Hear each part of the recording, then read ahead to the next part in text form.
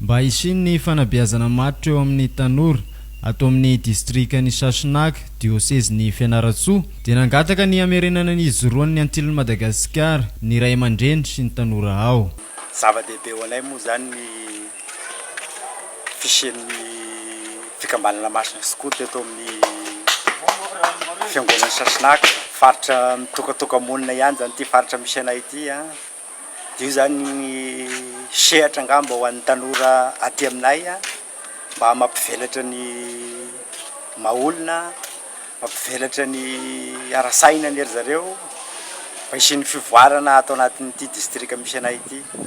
Ainga avao an'ny skoto zazalahy katolika atao amin'ny fivondronana Sahasinaka ny toana avy amin'ny antilon'i Madagasikara diocese Fianarantsoa sy ny famangina izay nataony avy any Pasimanjeva. Tena vonina fa tanteraka sakany sindavan'ireo didy izay mipetraka satria noho ny famahozan'ny tanora amin'ny Sahasinaka zany no nampangitikitiky anay amintsika antilon'i Madagasikara ty. Zany efa nangetaeta hoe mba hoe hanagna formation bebe kokoa ary disorina koa ny Pasimanjeva iny mba nitarika anay avelavelatra ny sainanay avao koa. Raha ny distrikany Pasimanjeva kosa efa tokony hizara roa izany fa leo amafisina aloha ny efa misy.